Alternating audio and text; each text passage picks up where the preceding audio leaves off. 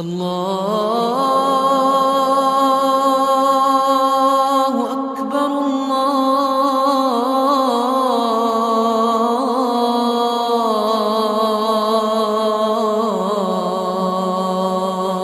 أكبر. Ассаламу алейкум ва рахматуллахи ва баракатух. Милости и благословения Господа миров всем его рабам. К сожалению, среди нашей молодежи найдутся те, которые не совсем понимают то, как нужно следовать наставлениям пророка, мир ему и благословения. Они от себя толкуют Коран и хадисы и слушают подобных себе, считая лишь себя правдивыми рабами Всевышнего. А ведь говорится в Священном Коране: сравнятся ли те, которые знают, и те, которые не знают? С позволения Всевышнего Создателя, наша программа расскажет вам о том, как правильно следовать Корану и Сунне посланника Всевышнего. Да благословит его Аллах и приветствует.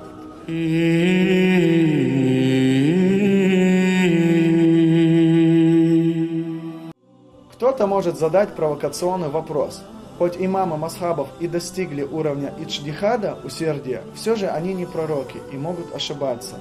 А Коран – это речь Аллаха, и хадисы – это слова пророка, мир ему и благословения, и в них не может быть ошибки.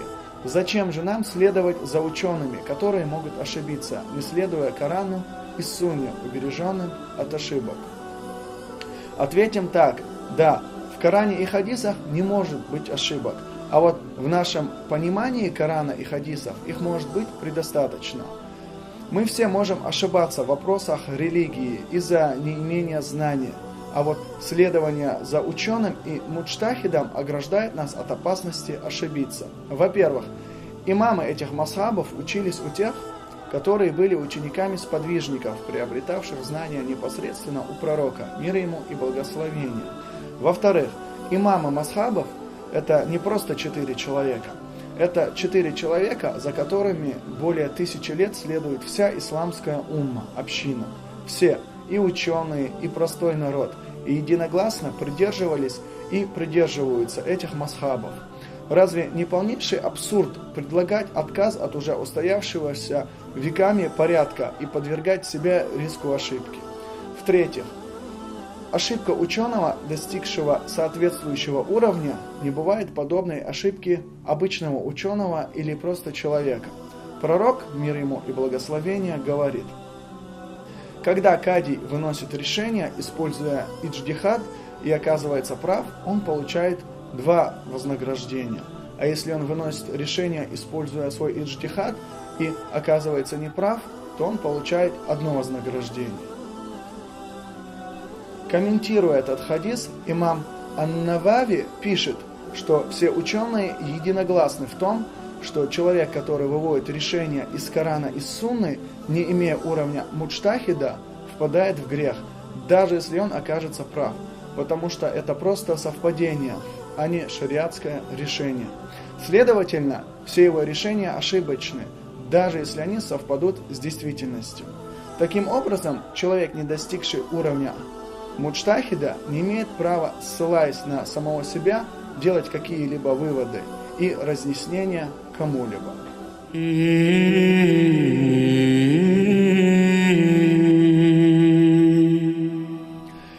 Наш Создатель желает нам всем того, чтобы мы шли правильным путем, путем тех, которые удостаиваются Его милости и прощения.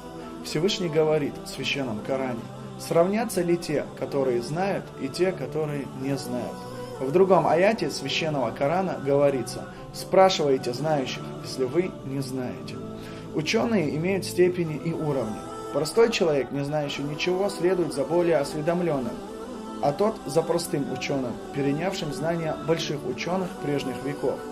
Те, в свою очередь, придерживались слов и правил своих предшественников, следовавших за одним из 4 имамов, достигших уровня иджтихада, при котором можно самостоятельно извлекать законы и решения из священных писаний. Но у этих 4 имамов тоже были свои учителя. Они учились даже друг у друга. Имам Ахмад был учеником имама Аш-Шафии, который учился у имама Малика, и учеников Абу Ханифы, Абу Юсуфа и Мухаммада бин Хасана Аш-Шайбани. Сам Абу Ханифа учился у Хаммада, который получал знания у сподвижников пророка, мир ему и благословение. Абу Ханифа также имел честь перенимать знания у некоторых сподвижников, среди которых был известный сподвижник Анас бин Малик, мир ему и благословение.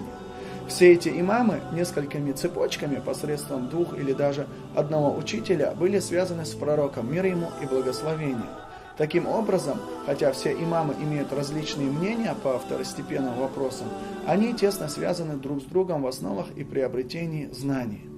Из всего сказанного вытекает, что знающие – это люди, достигшие такого уровня знаний, при котором они могут извлекать правильные решения из Корана и Сунны. Таких людей называют абсолютными муджтахидами. Эти люди не имеют права следовать за другими и должны сами выводить решения из Корана и Сунны. Незнающими в данном случае названы люди, которые не достигли такого уровня. Они должны следовать за теми, кто достиг уровня абсолютных муджтахидов. И они не имеют права самостоятельно выводить решения из Корана и Сунны. Таких людей называют мукалид, то есть последователи.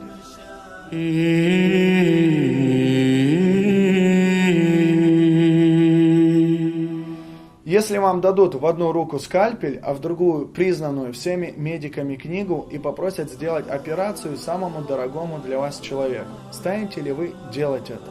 Причем, если вокруг множество врачей, способных легко справиться с этой операцией, станете ли вы подвергать очевидной опасности своего любимого человека? Ответ очевиден. Верующий человек должен осознать, что гибель его религии намного опаснее, чем гибель его тела. Человеку, который без соответствующих знаний начнет толковать священные тексты, грозит опасность, о которой говорил пророк, мир ему и благословение. Тот, кто будет толковать Коран по своему разумению, не имея необходимых знаний, пусть готовит себе место в аду. Толкователи хадиса говорят: кто станет толковать Коран, не зная арабский язык и все его особенности и понятия, такие как прямое и косвенное, краткое и удлиненное, обобщенное и обособленное, а также коранические науки, связанные с толкованием Корана, то пусть готовит себе место в аду. Оно уготовано ему на том свете, даже если его толкование окажется правильным, ибо он совершил ужасную вещь и подверг себя великой опасности тем, что отважился толковать речь Господа всех миров, не используя знания ученых, не прибегая к их толкованиям, а следовательно без разрешения свыше. А кто будет толковать речь Всевышнего без его разрешения, тот считается ошибающимся, даже если случайно окажется прав. Это подтверждает и хадис пророка, мир ему и благословение, в котором сказано: кто станет толковать что-либо из Корана по своему мнению, без необходимых знаний, и сказанное им окажется правильным, он считается ошибившимся в своем принятом решении и сказанном слове, ведь он наговаривал на Аллаха. Такая же участь ожидает и того, кто возьмется толковать хадисы пророка, мир ему и благословения, не имея необходимых знаний. Ведь речь пророка, мир ему и благословения, тоже является вторым по значимости священным текстом, основой законодательства в исламе. Взявшегося толковать хадисы таким образом касаются слова пророка, мир ему и благословения. Кто умышленно возведет клевету на меня, пусть готовит себе место в аду. Согласно мнению некоторых ученых, даже если человек случайно возведет клевету на пророка, мир ему и благословение, он попадает в большой грех. Таким образом, выясняется, что из-за неправильного понимания Корана и Сунны человек может впасть в заблуждение.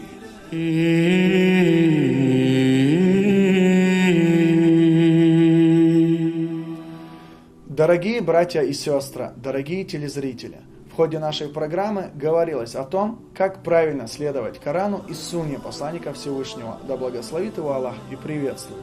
Хотелось бы призвать каждого следовать верным путем и никогда не спешить с вопросами, касающихся религии. Всевышний говорит нам спрашивать у знающих то, чего мы не знаем, для того, чтобы не ошибиться и поступить правильным образом. Сейчас вашему вниманию будет представлен видеоматериал о безграничной милости Всевышнего к людям. А я, в свою очередь, прощаюсь с вами. Берегите себя. Ассаламу алейкум ва рахматуллахи ва баракатух.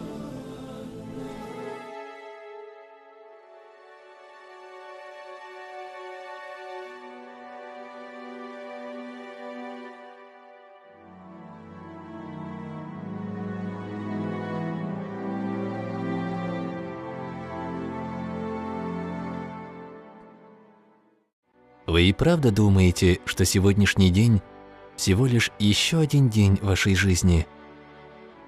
Конечно же, это не просто еще один день.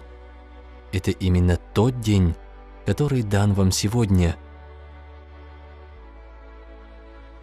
Он дарован вам. Сегодняшний день – это дар. И этот дар ниспослан вам именно сейчас, в данную минуту.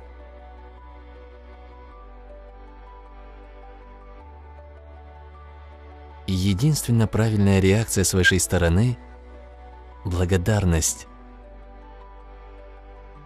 И если вы научитесь выражать благодарность Создателю за тот великий дар, которым является сегодняшний уникальный день, и если вы научитесь воспринимать каждый день так, как будто это первый или последний день вашей жизни,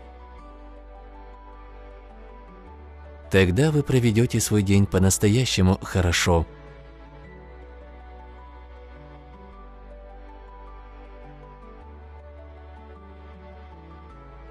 Начните этот день, открыв глаза, и оглянитесь вокруг.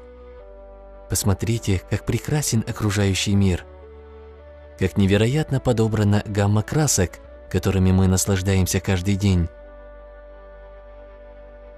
Посмотрите на небо. Мы так редко смотрим на небо.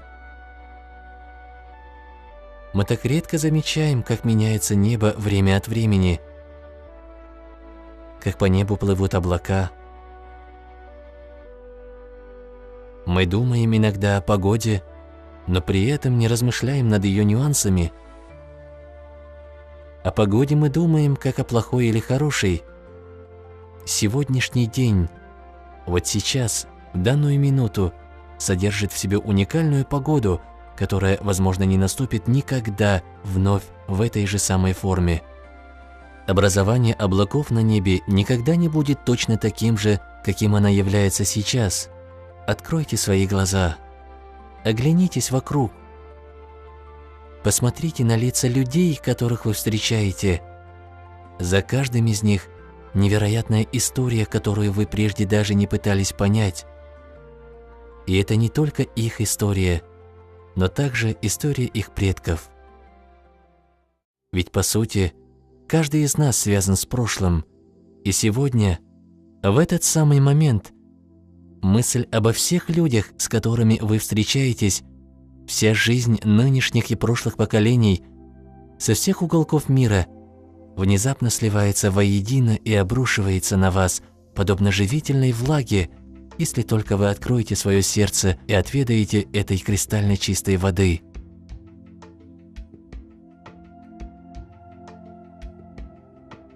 Откройте свое сердце, размышляя над теми невероятными дарами, которые Всевышний Аллах ниспослал вам и вашим близким.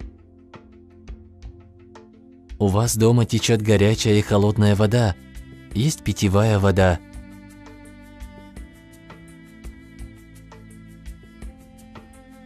Это дар, о котором миллионы людей в мире могут только мечтать.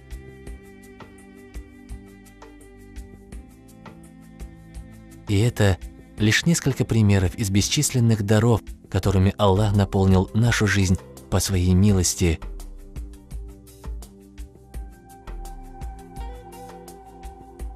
И все мы легко сможем это понять, открыв свое сердце. Открыв однажды свое сердце, мы оценим ценность этих даров и позволим чувству благодарности Создателю заполнить все наше существо. А сделав так, вы по-другому посмотрите на все, на окружающих вас людей, увидите, как красивы их глаза и улыбки, и вы обрадуетесь тому, что можете быть рядом со своими родными. И тогда сегодняшний день будет и в самом деле очень хорошим днем. Allah